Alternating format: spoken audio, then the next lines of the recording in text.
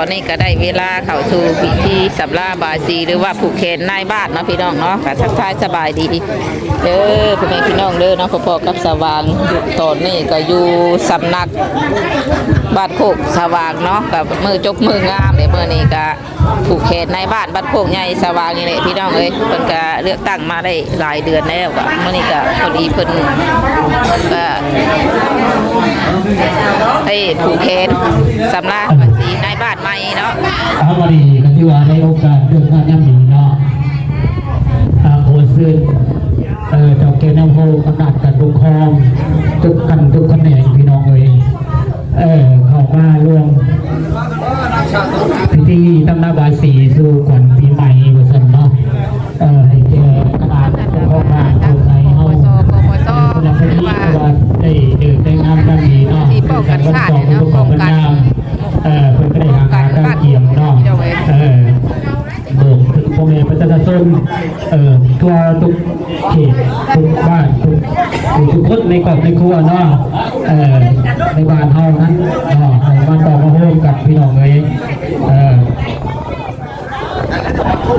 ปกครองมาทางเมืองแน่เนาะทุกอ้อมข้างของบ้านเฮาบริษัทพี่น้องเนาะ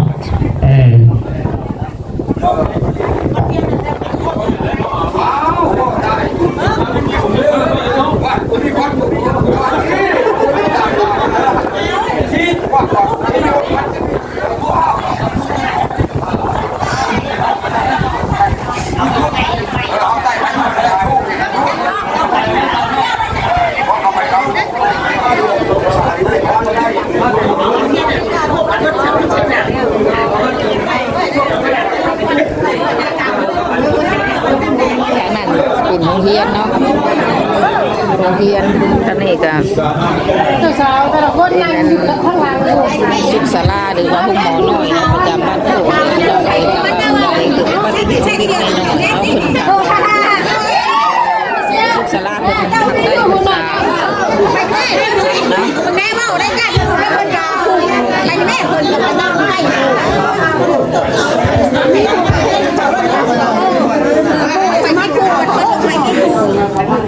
ใจถูกใจเทียมนอกประเดี๋ยวหันหน้าหันตาเข้ามาเด้อพี่น้องเด้อเข้ามารวมเนาะพิธีทำลายภาษีสู่ก่อนเนาะก็ถือว่ามาตัวนี้ก็ถือว่าสมควรแก่เวลาพี่น้องได้เดินย่ำดีเดี๋ยว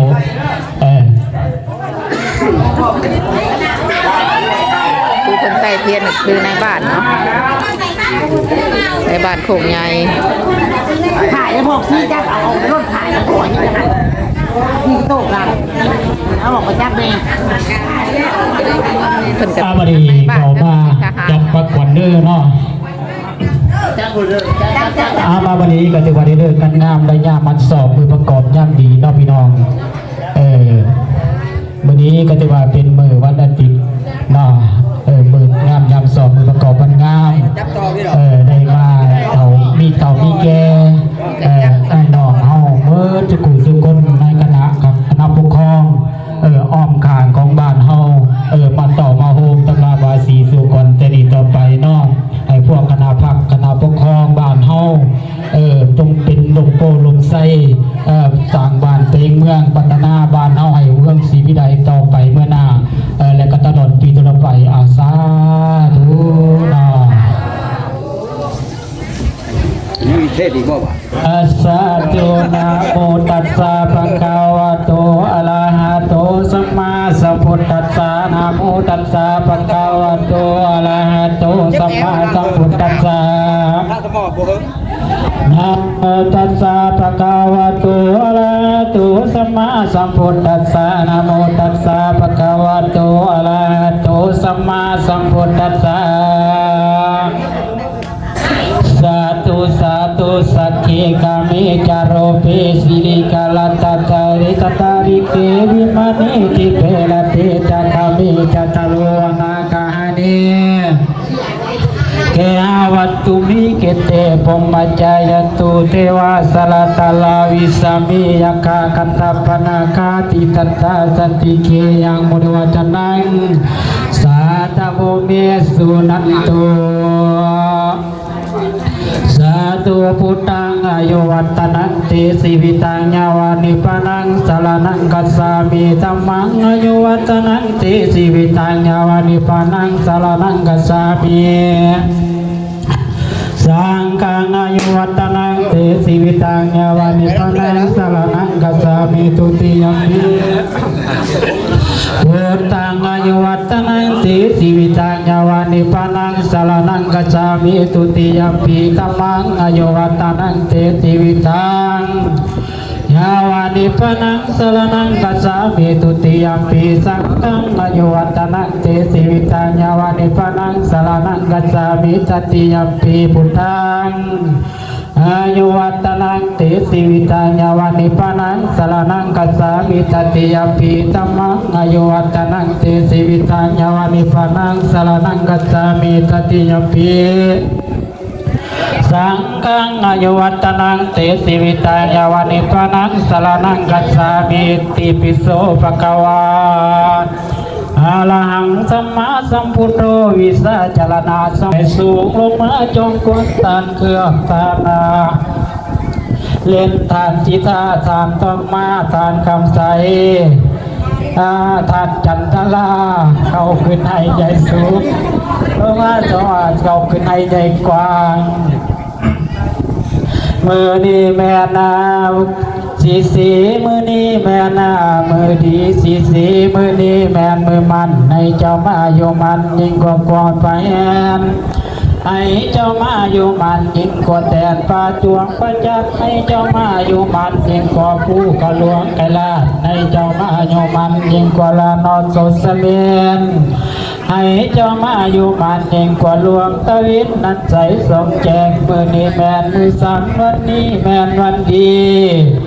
วันนิติอมุตตะโสพวกเขาพร้อมกันมาตำลาบาสีสุขนสมโพธทรงสดนามมุนทา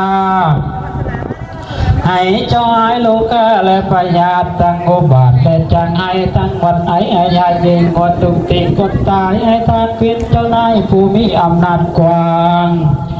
ตัวกอบจักรวาลผูงจนมาอย่าได้ไม่บังเบียดอย่าได้มีผู้ขีดเขียดส่อเสียดและนินทาให้เจ้ามี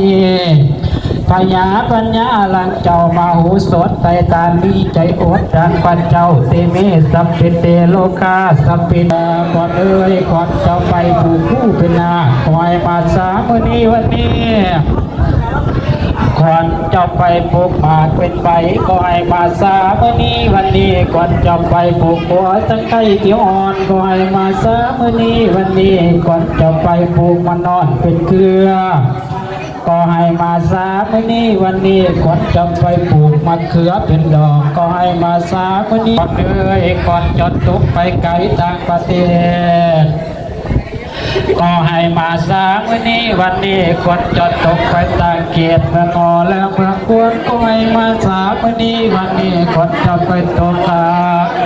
เมืองย้อนต่างประเทศก็ให้มาสาวันนี้วันนี้คนจดตกไปต่างประเทศเกียรติเมืองไทยก็ให้มาสาวันนี้วันนี้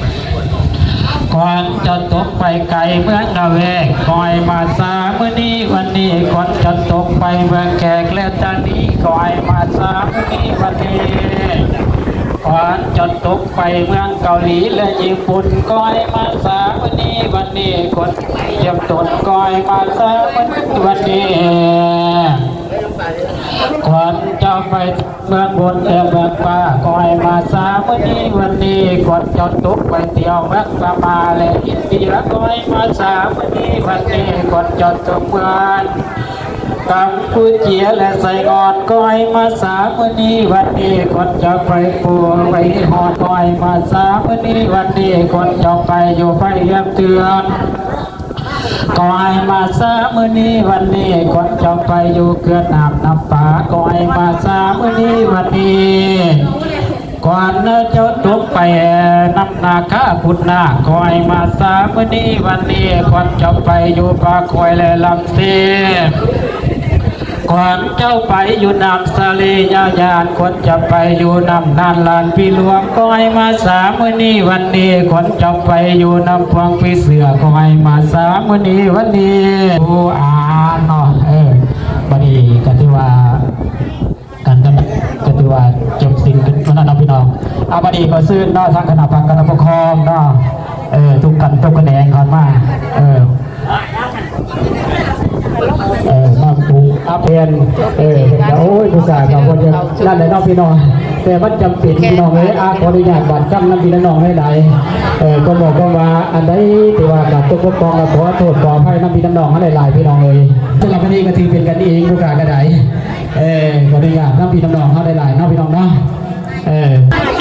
นี่ก็กำลังเอาไปเขตชัวเซลกันอยู่เนาะใช้เงินครอบกับตากับผัว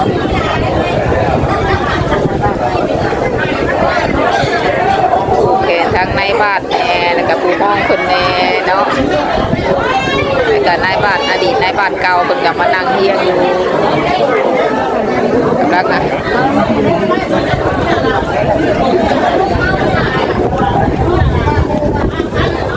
บางก็จะยึดของไว้ไปผูกแขนในบ้านก่อนบัดนี้ถ้าบางก็ผูกแล้วเรียบร้อยแล้วเนาะทางสาบุญเบาทากาตะกุดพวกกันไปไวอยู่ไปผูกแขน